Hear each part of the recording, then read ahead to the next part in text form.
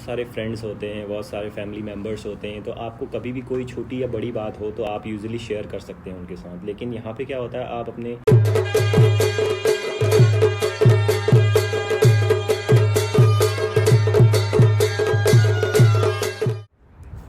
Hello guys, good evening. आप सभी को मेरी तरफ से नमस्ते और पहला और मेरे से सारे छोटों को ढेर सारा आशीर्वाद और उससे भी ज़्यादा प्यार। So welcome to my new vlog in Pahadi Nisha खोलिया व्लॉग्स। आई होप कि आप सब लोग अपने अपने घर में स्वस्थ होगे, अच्छे होगे, मस्त होगे। हम दोनों भी बहुत ज़्यादा अच्छे हैं इधर। आप लोग को रोज़ाना डेली व्लॉग्स में दिख ही जाता है। तो आज की जो व्लॉगिंग है वो मैंने इवनिंग से स्टार्ट करी है, वो आप लोग को बताई चल गई है। तो आज की व्लॉगिंग होने वाली है कुछ इंटरेस्टिंग, जिसमें मैं बताने वाली हूँ जो लोग वहाँ से डायरेक्ट इंडिया से इधर आए हैं, किसी भी कंट्री से पीआर या एज ए स्टूडेंट आते हैं, तो क्या क्या एक्सपेक्टेशन होती है उनकी। तो उस चीज़ों में आज मैं आप लोग से बात करना चाहती हूँ, क्योंकि मेरा तो डायरेक्ट पीआर लगा हुआ है और मेरे को ऑलमोस्ट 1 मंथ हो गया इधर आए हुए। तो जितना मैं जानी हूँ वो मैं आप लोग को बताना चाहूँगी। क्या रियलिटी है, क्या एक्सपेक्टेशन होती है लोगों की, तो रियलिटी बताना चाहूँगी। तो जिसमें मैं अपनी थोड़ी हस्बैंड की भी हेल्प लूँगी, क्योंकि वो इधर एज ए स्टूडेंट आए थे, तो उनको और अच्छे से नॉलेज है कि क्या क्या स्ट्रगल उन्होंने किया, क्या क्या किया उसके बाद। तो मैं चाहूँगी कि वो अपनी सारी बातें शेयर करें आपसे भी। और कुछ बातें ऑलमोस्ट मुझे पता है, कुछ बातें नहीं है, क्या पता मुझे भी अभी पता चल जाए आप लोग के द्वारा। तो मैं उनको बुलाऊँगी मुझे अच्छा लग रहा है, मैं इंटरव्यू ले रही हूँ आइए और मतलब अपनी जो आपकी जर्नी रही अभी, मतलब स्टूडेंट वीज़ा से लेके पीआर तक की, वो हमारे साथ शेयर कीजिए, मेरी ऑडियंस के साथ, जो मेरे सब्सक्राइबर्स हैं उनसे और मेरे से, और क्या क्या स्ट्रगल किया आपने। सो अब आप अपना शेयर कीजिए अपनी जर्नी हमसे। तो बेसिकली गाइस, आज की वीडियो जो होने वाली है एक तरीके से आपके लिए एक्सपेक्टेशन जो आपकी रहती है बेसिकली जब इंडिया से आप कनाडा आते हैं, तो चाहे वो एज ए स्टूडेंट आएँ या फिर चाहे वर्क परमिट पे आएँ या फिर आप एज ए पीआर आ रहे हैं यहाँ पे इमिग्रेंट, है ना। तो ये सब लोगों के लिए काफ़ी हेल्पफुल होने वाली है, क्योंकि आप लोगों की काफ़ी एक्सपेक्टेशन होती हैं साथ, क्योंकि हमारी भी यही एक्सपेक्टेशन थी जब मैं एज ए स्टूडेंट आया था यहाँ पे आज से 6-7 साल पहले। और क्या कहते हैं, तो यहाँ पे आने के बाद ग्राउंड में रियलिटी जो आपको पता लगती है वो एक्चुअली आपकी एक्सपेक्टेशन से थोड़ा बहुत हटके होती है। और वो इसलिए क्योंकि अगर आपने अच्छे से रिसर्च करी हुई है और उसके बाद आप यहाँ पे आ रहे हैं, तो आपको बहुत ज़्यादा अचानक से ऐसी चीज़ें नहीं मिलेंगी जो आप जिस चीज़ से आप रूबरू पहले नहीं हुए हैं। बट अगर आप विदाउट रिसर्च के आ रहे हैं तो डेफिनेटली आपको यहाँ पे बहुत चौंकाने वाले खुलासे होने वाले हैं है ना। तो गाइज़, यहाँ पे कनाडा में सबसे पहला इंपॉर्टेंट जो चीज़ है वो ये है कि वेदर यहाँ पे इतना फ्रीक्वेंटली चेंज होता है। और अगर आप रेडी नहीं है हर तरीके के वेदर को फेस करने के लिए, तो आपको बहुत निराशा होने वाली है, क्योंकि आपको यहाँ पे देखने को मिलेगा कि सुबह आपका वेदर 15 से 20 डिग्री में, 25 डिग्री में चल रहा होगा और रात होते होते यहाँ पे बर्फ़ पड़ने लग जाएगी, आपको अब अंदाज़ा भी नहीं लगा सकते। तो यहाँ पे टेम्परेचर बहुत ऊपर नीचे होता है frequently with in a day. तो आपको उस तरीके से तैयारी करके आनी पड़ेगी, क्योंकि आप अगर ऐसी कंट्रीज से आ रहे हैं जहाँ पे आपका वेदर इतना फ्रीक्वेंटली चेंज नहीं होता है या फिर इतनी ज़्यादा ठंड नहीं पड़ती है, तो यहाँ पे आपको बहुत मुश्किलों का सामना करना पड़ सकता है। तो इसलिए मैं कहूँगा कि अपनी पूरी तैयारी के साथ आएँ, और साथ ही साथ आप ये ध्यान रखें कि यहाँ की जो जैकेट्स वगैरह होती हैं या फिर जो बूट्स वगैरह होते हैं विंटर के लिए स्पेशली बने होते हैं, क्योंकि -40 तक -45 डिग्री सेल्सियस तक भी टेम्परेचर यहाँ पे नीचे जाता है। तो दैट मीन्स कि 0 डिग्री पे तो वैसी बर्फ़ बन जाती है। तो आप सोच सकते हैं कितना टेम्परेचर। तो जब इतना नीचे टेम्परेचर जाता है, तो वहाँ यहाँ के जो स्पेशली कपड़े और जूते बने रहते हैं ना, तो वो इन टेम्परेचर के अकॉर्डिंग बने होते हैं। तो ये चीज़ें मैं आपको सजेस्ट करूँगा कि जब आप यहाँ पे आते हैं तो आप ये सारी चीज़ें यहाँ से ख़रीदें, रादर दिन कि आप बैक होम से लेके आएँ उन चीज़ों को, क्योंकि वो चीज़ें यहाँ पे इतना सस्टेन नहीं कर पाने वाली हैं। तो बेहतर होगा कि आप ये चीज़ें यहाँ पे आने के बाद लें, ताकि वो चीज़ आपकी एटलीस्ट कुछ सीजन्स तक चले आपके साथ। क्योंकि जब मैं भी आया था आज से 7 साल पहले, तो बेसिकली मैं भी सोच के आया था कि मैं वहाँ से जैकेट्स वगैरह या फिर ये बूट्स वगैरह लेके आऊँ। मैं लेके भी आया एक दो जोड़ी, लेकिन क्या हुआ यहाँ पे आने के बाद उन चीज़ों से बेसिकली ठंड रुकती नहीं थी, राइट। तो मुझे यहाँ पे आके लेना पड़ा वो चीज़, तो वो चीज़ मुझे बाद में जाके पता लगी। तो इसीलिए मैं पहले आपको सजेस्ट कर रहा हूँ, जो लोग आने वाले हैं अभी, वो पहले से प्रिपेयर होके आएँ इन चीज़ों के लिए, तो जिससे आपको लॉन्ग टर्म में काफ़ी फ़ायदा होगा। यहाँ तक कि इन्हें मिले भी तभी ना, इनने मुझे भी यही सजेस्ट किया कि गर्मियों के कपड़े मैं वहाँ से लेकर आई थी, मगर जो ठंडियों के कपड़े हैं वो यहीं से लेना है तो ये बात सही भी निकली मैं उस टाइम पे मैंने कहना नहीं मान रही थी, मगर अभी काम आया हो। या और जो दूसरी चीज़ के बारे में अगर बात करें तो वो है यहाँ पे जिसे कहते हैं DIY स्टफ़। तो DIY का मतलब क्या है कि डू इट योरसेल्फ। तो यहाँ पे क्या हुआ कि अगर जब आप यहाँ पे आते हैं तो आपको बेसिकली हर एक छोटी से छोटी चीज़ यहाँ पे, जैसा कि आपने देखा होगा कनेडियन गवर्नमेंट जो है वो स्किल्ड लेबर को काफ़ी प्रेफरेंस देती है। तो यहाँ पे क्या होगा, आप छोटी छोटी चीज़ें करने के लिए जैसे प्लम्बर है, इलेक्ट्रिशियन है, या फिर कोई भी जो स्किल्स ट्रेड है यहाँ पे, तो उसके लिए जब आप लोगों को अगर बुलाएंगे घर पे तो वो आपका कम से कम $300 से $400 लेके जाएगा बेस्ड ऑन द जॉब, वो वेरी करता है, राइट। तो यहाँ पे छोटी से छोटी जॉब के लिए भी काफ़ी अच्छा खासा ये स्किल ट्रेड्स की जितनी भी जॉब हैं इनमें काफ़ी अच्छी पे होती है। तो आप तैयार रहें कि छोटी मोटी जो घर की जॉब्स होती हैं वो आप खुद कर सकते हैं। अगर आपको वो चीज़ नहीं आती है तो आपको उसके लिए फिर पे करना पड़ेगा, जो कि आपकी पॉकेट पे काफ़ी भारी पड़ने वाला है आने वाले टाइम में। तो अपने आप को उसके लिए रेडी करके आएँ। क्योंकि और दूसरी चीज़ है, अगर DIY में कहूँ तो सबसे पहली बात है कुकिंग। यहाँ पे आप तो जैसे इंडिया में होते हैं आप, तो वहाँ पे क्या होता है, आपको बाई वगैरह मिल जाती हैं, या फिर जो आपको हेल्पिंग हैंड देने के लिए हमेशा कि आपको अगर खाना बनाना है या झाड़ू पोछा करना है तो हमको इजीली अवेलेबल हो जाते हैं इंडिया में। लेकिन यहाँ पे क्या है, यहाँ पे मेड्स अवेलेबल अगर वैसे तो बहुत रेयर होती हैं क्योंकि अवेलेबिलिटी होती नहीं है, और अगर होगी भी तो आपको काफ़ी जो उनका जो खर्चा होगा, जो एक्सपेंसेस होंगे वो काफ़ी आपको महंगे पड़ने वाले हैं यहाँ पे, है ना। ऑलमोस्ट कितना ले जाती होंगी? वो डिपेंड करता है कि आप कितना जॉब कर रहे हैं, कितने आवर के लिए आ रहे हैं, क्योंकि आवर्ली बेसिस पे यूजुअली यहाँ पे ये सारा कुछ सेटअप होता है। तो क्योंकि ये वही डिमांड एंड सप्लाई का रूल है यहाँ पे, राइट। क्योंकि कम अवेलेबिलिटी है तो बेसिकली आपको उसका चार्जेस हाई पे करने पड़ेंगे। तो वही है, $3,000 से $3,500 तक ईजिली लेके जाते हैं मंथली, अगर आप मंथली बेसिस पे ये चीज़ अगर लगाएं, राइट। तो ये चीज़ें आपको देखने को मिलेंगी। तो अगर आपको छोटा मोटा स्टफ़ जैसे अपने घर में खाना बनाना अगर आपको नहीं आता ना, तो आपको थोड़ी सी प्रॉब्लम होने वाली है यहाँ पे। तो आप क्या होता है कि हर दिन रेस्टोरेंट से खाना नहीं मंगा सकते आप। 1 दिन 2 दिन 10 दिन 15 दिन मंगाएंगे, लेकिन आप साल भर बाहर रेस्टोरेंट से खाना नहीं मंगा सकते, क्योंकि उससे एक तो सबसे पहली बात कि अफोर्डेबिलिटी फैक्टर आता है। दूसरी ये चीज़ कि अगर आप एज ए स्टूडेंट या इमिग्रेंट आ रहे हैं तो ये चीज़ें आप यहाँ पे सेटल नहीं हुए हैं अभी, राइट। आप अगर जब सेटल हो जाते हैं तो थोड़ी बहुत ये चीज़ें ईजी हो जाती हैं, लेकिन जब सेटल नहीं हुए, फर्स्ट बार आ रहे हैं, तो आप के लिए ये एकदम से थोड़ा सा हैवी पड़ने वाला पॉकेट पे, क्योंकि ये चीज़ें इतनी इजीली अवेलेबल नहीं है यहाँ पे। तो उस चीज़ से अगर आपको बचना है तो आप पहले से प्रिपेयर हो के आइए कि आपको छोटा मोटा खाना अपने लिए बनाना आता हो इजीली, और आप छोटे मोटे घर के काम कहीं पे बल्ब ख़राब हो गया, कहीं पे पानी की टोटी ख़राब हो गई, तो ये सारी चीज़ें छोटी मोटी आनी चाहिए। इससे आपको क्या होगा कि यहाँ पे आप इन छोटे मोटे जो एक्सपेंसेस होते हैं वो ईजिली कवर कर लेंगे, और आपको अननेसेसरी जो खर्चे होते हैं उनसे बच जाओगे आप।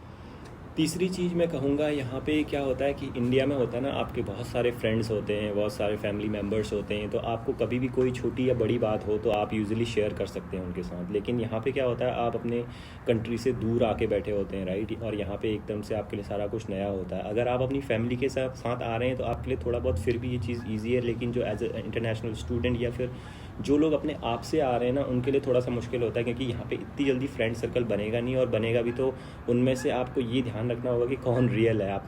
क्योंकि यहाँ पे क्या होता है ना कि सब लोग मनी माइंडेड है, आपको पैसों के पीछे भाग रहे हैं, राइट। तो इस चीज़ का भी आपको ध्यान रखना पड़ेगा कि अगर आप इतने दूर अपनी कंट्री से आए हैं तो यहाँ पे सही इंसान की पहचान करना भी आपको आना चाहिए, है ना। और साथ ही साथ ये है कि जो अच्छे लोग भी मिलेंगे वो भी वक्त के साथ मिलेंगे, ये नहीं कि आपको रातों रात मिल जाएंगे, है ना। तो ये है कि हर एक इंसान का काम होता है, हर एक ने काम पे जाना है। अगर आप एज ए स्टूडेंट आए हैं तो आपके साथ का जो फ्रेंड सर्कल बनेगा वो मोस्टली स्टूडेंट ही होंगे, राइट। तो उन लोगों को भी काम पे जाना होता है, उन लोगों को भी अपनी फ़ीस निकालनी है ना, पार्ट टाइम जॉब वगैरह करके। तो यहाँ पे इसी पर्पज़ के साथ आते हैं कि हम कम से कम 1 सेमेस्टर की फ़ीस तो अपनी आप पार्ट टाइम जॉब से करके निकाल लें। लेकिन यहाँ पे आने के बाद आपको इसीलिए ऐसे लोग बहुत कम मिलेंगे, क्योंकि हर एक बंदा अपने अपने जो गोल सेट करके आया उसके ऊपर काम कर रहा होगा यहाँ पे, राइट। तो आपको इस चीज़ का भी ध्यान रखना है कि आपको यहाँ पे फ्रेंड्स बहुत कम मिलेंगे, तो जो मिलेंगे उनको सही टाइम के साथ सही तरीके से आप उनको अपने साथ बना के रखिए, क्योंकि लॉन्ग टर्म पे वही आपके यहाँ पे काम आने वाले हैं, क्योंकि आप अपनी कंट्री से इतने दूर हैं। आपने भी पार्ट टाइम जॉब करी थी? हाँ, मैंने भी पार्ट टाइम जॉब करी थी। Almost 10 to 15 part time job करी हैं मैंने जब मैं एज ए स्टूडेंट यहाँ पे आया था। तो ये मैं कहूँगा कि देखो यहाँ पे पार्ट टाइम जॉब्स की कमी नहीं है, बट डेफिनेटली आपको आते ही अगले दिन यहाँ पे पार्ट टाइम जॉब कोई ला के नहीं देगा। आपको डेफिनेटली इस चीज़ के लिए स्ट्रगल करनी पड़ेगी आपको। तो आपको यहाँ पे रेज्यूमेज़ बनाने पड़ेंगे। अगर आप एज ए इंटरनेशनल स्टूडेंट आ रहे हैं यहाँ पे, तो सबसे पहली बात है कि आपको यहाँ पे एक्सपीरियंस नहीं होगा, राइट। आप यहाँ पे पढ़ाई कर रहे हैं और आप 20 आवर्स काम नहीं कर सकते हैं। ऑल्दो अभी ये रूल चेंज हो गया है, अब आप फुल टाइम मतलब पार्ट टाइम में भी आप 20 आवर्स से ऊपर जॉब कर सकते हैं। जिस टाइम पे हम आए थे आज से 6-7 साल पहले, उस टाइम पे सिर्फ पार्ट टाइम में आप 20 आवर्स कर सकते थे, उससे ज़्यादा अलाउड नहीं था। तो अब क्या हो गया है कि जैसे आप 20 आवर्स से ऊपर कर सकते हैं, तो ईज़िली आप इस चीज़ में इतना काम करके आप आराम से इतना अर्न कर सकते हैं कि आप अपने जो एक्सपेंसेस हैं वो इजीली कवर कर सकते हैं इस चीज़ के लिए। तो आप शेयर करना चाहोगे हमसे कि आपने क्या क्या पार्ट टाइम जॉब्स करी? हाँ, पार्ट टाइम जॉब बिल्कुल, वाई नॉट, मैं शेयर करूँगा आपसे। मैंने जिस टाइम पे मैं यहाँ पे एज ए स्टूडेंट था, मैंने ऑलमोस्ट लाइक 10 से 15 पार्ट टाइम जॉब्स करी हैं। तो उसमें आपका काफ़ी सारी चीज़ें हैं। बेसिकली मैंने यहाँ पे वेजिटेबल पैकिंग से लेके स्टार्ट किया था। मैंने यहाँ पे फ्लायर्स बांटे हुए हैं। मैंने टिम हॉर्टन में काम किया हुआ है। यहाँ पे मैंने फूड जो स्टोरेज वेयर हाउस होते हैं उन पे काम किया हुआ है। और उसके बाद मैंने as a technical support agent काम किया हुआ है यहाँ पे। तो ऐसे अभी काफ़ी सारे हैं लिस्ट में जो मैंने अपने स्ट्रगल के दौरान यहाँ पे किए थे। और मैं कहूँगा ये बेहतर भी है ना, जब आप यहाँ पे आते हैं आपको एक्सपोजर मिलता है। बेसिकली आप यहाँ के कनेडियन जो एक्सपीरियंस कहते हैं वो आपको देखने को मिलेगा। अलग अलग एम्प्लॉयर के साथ काम करेंगे, अलग अलग लोगों के साथ काम करेंगे यहाँ पे। तो आपको वो एक्सपीरियंस क्या होता है कि आपको एज अ पर्सन ग्रो कर रहा है आप, राइट। तो उस टाइम पे क्या होता है, स्ट्रगल के दौरान आपको फील भी नहीं होता है कि आप अगर 6-6, 7-7, 10-10, 12-12 घंटे की शिफ्टें लगा के भी आ रहे हैं तो आपको फील नहीं होता है, क्योंकि आपका गोल आपके माइंड में सेट होना चाहिए कि आप किस पर्पज़ के लिए यहाँ पे आए हैं, राइट। तो वही चीज़ है कि मैंने भी यहाँ पे 10-10, 12-12 घंटे जॉब करी है। ऐसा भी टाइम था, है ना। तो उसके बाद हमको क्लासेस भी करनी होती थी, है ना। अपनी नींद का पैटर्न भी देखना होता था। नींद तो क्या, उस टाइम पे 6 से 7 घंटे दिन की नींद मिल जाए तो बहुत होती, क्योंकि उस टाइम पे होता था कि नहीं, यहाँ पे आके आपने जितना टाइम आ जाता है आप उस टाइम को यूटिलाइज़ करके ज़्यादा से ज़्यादा मैक्सिमाइज़ रिटर्न निकालना चाहते हैं। और सबसे बड़ी बात है कि उस टाइम पे सबका एटलीस्ट इतना तो फोकस होता है कि एक सेमेस्टर की फ़ीस आप खुद से निकाल लें। तो ये चीज़ हमने भी करी है। तो वही चीज़ कहूँगा कि टाइम के साथ सब कुछ हो जाता है, बस आपको अपना 100% देना है बेसिकली। तो उस पर फोकस करें आप, और निराश बिल्कुल भी ना हों। सो इस चीज़ में मुझे लगता है कि मैं थोड़ी लकी हूँ, वो इसीलिए क्योंकि ये हैं हस्बैंड है मतलब तो इनके थ्रू मुझे ये सब स्ट्रगल नहीं करना पड़ा, क्योंकि मैं अभी जाती हूँ उनके साथ। जब मैं आई इधर तो ये भी वेट करते होंगे, मैं लोगों को देखती हूँ बस स्टॉप में आधे घंटे 1-1 घंटे वेट करना पड़ता है, जो इनने भी करा। आधे घंटे 1 घंटे रुके, बस के लिए वेट करा, भले ठंडा हो, गर्म हो, बारिश हो, कुछ भी हो। मगर मुझे ये हुआ कि मैं जब इधर आई तो मुझे डायरेक्ट इनके उससे सीधे मैं कार में जा रही हूँ और मतलब डायरेक्ट PR मुझे मिला। तो मुझे ये सारे स्ट्रगल्स नहीं करने पड़े सिर्फ और सिर्फ इनकी वजह से। तो लकी तो हुई मैं अब इसी से बात याद आती है, अगर बस स्टॉप का है ना, तो अगला पॉइंट मैं ये भी कहना चाहूँगा कि यहाँ पे जो आपका ट्रांसपोर्टेशन है ना, अगर आपको छोटी से छोटी चीज़ लेनी है, चाहे वो आपकी ग्रॉसरी से रिलेटेड कोई भी आपका दूध का पैकेट हो या फिर आटा चावल कुछ भी लेना हो आपको, यहाँ आपको घर के बाहर, गली के बाहर कोई ऐसे किराने की दुकान नहीं मिलने वाली कि आपको जो चीज़ रेडिली अवेलेबल हो जाएगा वहाँ पे। तो कम से कम यहाँ से 3 से 4 किलोमीटर का स्पेस इतना है कि लाइक इसके बाद ही आपको मिलेंगे, क्योंकि सारा कुछ बिल्कुल आपको डेजिग्नेटेड जो प्लेस होती हैं वहीं पे मिलेगा। तो आपको वहाँ तक ट्रैवल करना पड़ेगा, तो वो 10-15 मिनट ईजिली लग जाते हैं उसमें ट्रैवल करने में। और अगर आपके पास गाड़ी नहीं है तो बेसिकली थोड़ा सा और टफ होने वाला है। मैं ये कहूँगा बहुत ज़्यादा नहीं, पर होने वाला डेफिनेटली, क्योंकि बस की अपनी टाइमिंग होती है, उसके अकॉर्डिंग आपको वेदर देखना होता है, वेदर किस हिसाब का है उसके अकॉर्डिंग आप अपना ट्रिप जो है वो प्लान करोगे और उसके अकॉर्डिंग। और एक चीज़ जो है मैंने देखा है कि यहाँ पे आपका, चाहे वो आपकी कार हो या फिर आपका फ़ोन हो, ये 2 चीज़ों का यहाँ पे बहुत ज़्यादा क्रेज़ है। इंडिया में क्या होता है, आपका अगर किसी के जेब से आईफोन निकल जाए तो ऐसा लगता है ये पता नहीं कितना रिच है, राइट। यहाँ पे हर दूसरे बंदे के पास आईफोन होगा और कोई मुड़ के भी नहीं देखता उस चीज़ को, क्योंकि यहाँ पे बहुत ईजिली अवेलेबल हो जाता है, क्योंकि यहाँ पे लोन सिस्टम है, EMI ले, ठीक है। तो आप जब लेते हैं आपको $0 डाउन पेमेंट पे आपको फ़ोन या फिर गाड़ियाँ मिल जाती हैं, लेकिन उस पर क्या होगा, इंटरेस्ट रेट पे आपकी EMI बन जाएंगी, जो कि आपको मंथली पे करनी होंगी उसको अकॉर्डिंग, राइट। तो ये चीज़ क्या होता है, यहाँ पे जितना इजीली लोन अवेलेबल हो जाता है, लोग उतना अफोर्डेबल अफोर्ड कर सकते हैं नहीं उस चीज़ को। ये इंपॉर्टेंट है, चीज़ें खरीद तो लेते हैं लेकिन क्या अफोर्डेबिलिटी आपकी है उतनी, ये इंपॉर्टेंट फैक्टर है, राइट। तो जब तक आप वो कैलकुलेट नहीं करेंगे तो आपको ये मुश्किल होने वाली है लॉन्ग टर्म में, क्योंकि ये सारे डेट आपकी क्रेडिट पे चढ़ने वाले हैं, और जब तक आप इनको पे ऑफ नहीं करते ये आपका ओवरऑल क्रेडिट स्कोर लो करके रखेंगे, और आपको आगे जो चीज़ें लेनी है उसमें उतना ही डिले होएगा। तो ये चीज़ें आपने पहले से सेट करके चलनी है कि यहाँ पे इजीली ये चीज़ अवेलेबल हो जाती हैं। तो अगर आप एज ए स्टूडेंट आ रहे हैं तो ये ध्यान रखो कि आपका मंथली बजट कितना है, क्योंकि ईजिली आपका $300 to $400 अभी के टाइम पे इजीली आपका ग्रॉसरी में लग जाता है ना।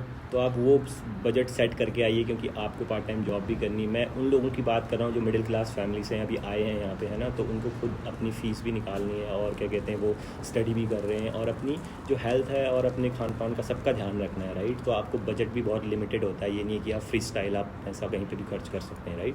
तो आपने वो चीज़ें ध्यान रखनी है और अपने बजट को इस तरीके से लेके चलना है कि जो अननेसेसरी चीज़ें हैं उनको बाद के लिए डिले कर देना है और जो बहुत ज़रूरी चीज़ें हैं उन चीज़ों को प्रेफरेंस देके उन चीज़ों को पहले लेना है आपको। और अगला जो इम्पोर्टेंट पॉइंट है वो ये है गाइस, हेल्थ केयर। यहाँ पे हेल्थ केयर फ्री है, लेकिन इसका ये हेल्थ केयर फ्री है तो उसके साथ ये नहीं कि वो अच्छा है या बुरा है, ये पूरा दूसरा टॉपिक है, उसके बारे में हम दूसरे वीडियो पे बात कर सकते हैं। लेकिन बात है कि मेडिकल यहाँ पे फ्री है। तो होता क्या है यहाँ का हेल्थ केयर सिस्टम, इंडिया में आपको सर्दी जुकाम हुआ या फिर कोई भी प्रॉब्लम होती है, आप तुरंत उठे और डॉक्टर के पास चले गए 5 मिनट में और उसने आपको दवाई लिख के दे दी, आप आ जाते हैं इजीली घर। यहाँ पे क्या होता है, यहाँ पे आपको बेसिकली अपॉइंटमेंट लेनी पड़ती है। यहाँ पे वॉक इन भी अवेलेबल हैं, लेकिन जो आपको अगर आपको कोई बड़ी प्रॉब्लम है, जैसे कोई सर्जरी करानी है या फिर कोई बड़ा ट्रीटमेंट करना है, तो उसके लिए आपको अपॉइंटमेंट लेनी पड़ती है। वो भले 2 से 3 महीने का भी डिले हो सकता है, उसमें आपको वेटिंग पीरियड इतना तक जा सकता है। और उसके बाद जब आपको डॉक्टर कोई दवाई प्रिस्क्रिप्शन लिख के देता है तो बेसिकली वो दवाइयाँ कवर नहीं होती। अगर आप एज ए स्टूडेंट आ रहे हैं यहाँ पे, आपको डॉक्टर की जो फीस है वो तो कवर होएगी, क्योंकि जब आप एज ए स्टूडेंट आ रहे हैं तो आपको वो चीज़ हेल्थ केयर कार्ड जो तो उसमें आपका जो डॉक्टर की फ़ीस होती है वो कवर होती है यहाँ पे ओएप में, राइट। लेकिन क्या होता है कि आपकी जो दवाइयाँ हैं वो फ्री नहीं होंगी, वो आपको अपने खर्चे पे उठानी पड़ेंगी। अगर आप यहाँ पे एज ए इमिग्रेंट आ रहे हैं और आपका वो जो दवाइयों का खर्चा है वो कवर हो सकता है किस तरीके से, अगर आप यहाँ पे कोई कनेडियन एम्प्लॉयर है, यहाँ पे आपका कोई भी आप जॉब कर रहे हैं यहाँ पे, है ना, तो वो लोग क्या करते हैं, आपको एक मेडिकल इंश्योरेंस आपको देते हैं, जो क्या करता है आपकी जो ये मेजर दवाइयाँ होती हैं उनका मोस्टली 80 to 90% कवर कर देता है। तो वो चीज़ आपको यहाँ पे जब आप काम कर रहे हैं तभी मिलेगी। अगर आप स्टूडेंट हैं तो वो चीज़ें आपकी कवर नहीं होंगी, आपको दवाइयों का खर्चा खुद उठाना पड़ेगा। तो आपको अपनी हेल्थ का भी उतना ही ध्यान रखना है, क्योंकि हेल्थ केयर की कॉस्ट काफ़ी है ना, तो ये चीज़ आपने ध्यान रखना है। तो और यहाँ पे क्या होता है कि अभी जैसे 20 घंटे से ऊपर आपको काम करने को मिल गया है तो आप कर तो सकते हैं, लेकिन आप अपने बॉडी को एग्जॉस्ट भी नहीं कर सकते, क्योंकि अगर आपकी हेल्थ ख़राब हुई तो स्टडी भी उससे अफेक्ट होगी, आपकी हेल्थ भी अफेक्ट होगी, आपके जो मंथली बजट है वो भी डगमगा जाएगा। तो ये सारी चीज़ों का आपने ध्यान रखना है कि आप ओवर किसी चीज़ को ना करें। लेकिन हाँ, टाइम के साथ सारी चीज़ें सेटल हो जाती हैं। आपका जो ये टाइम है ये जल्दी निकलेगा, लेकिन क्या है कि किसने कितनी मेहनत करी है वो उतनी जल्दी रंग लाएगी जितनी आपने मेहनत करी होगी।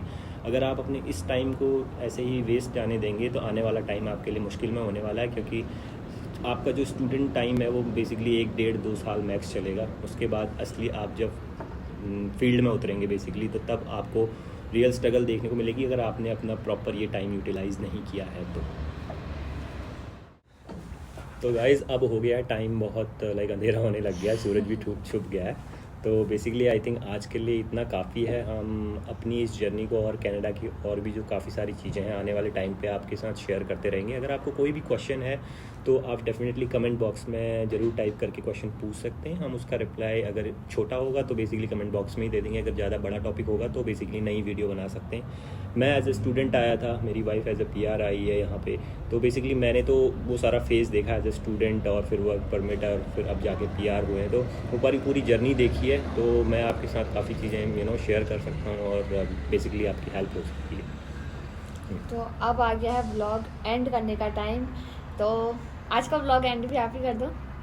ओके, तो गाइज़ एंडिंग करते हैं। तो बेसिकली इस वीडियो को लाइक, कमेंट और शेयर ज़रूर करना, और चैनल को सब्सक्राइब करना मत भूलें, और साथ में जो बेल आइकन है उसे भी दबाना ना भूलें, ताकि इस तरीके की और भी जो वीडियोज़ आने वाली है फ्यूचर में उनसे रिलेटेड सारे नोटिफिकेशन आपको टाइम फ़ौरन आने के लिए तैयारी कर रहे हैं उनके लिए भी, और बहुत से लोगों के लिए हो सकता है। अगर आप लोग के लिए थोड़ी सी भी यूज़फुल रही है हमारी ये वीडियो, तो पक्का अपने दोस्तों में, अपने रिलेटिव्स में शेयर कीजिए, ताकि हमारी वीडियोस को वो भी सपोर्ट करेंगे और उनके लिए भी हेल्पफुल निकले हमारी ये वीडियो।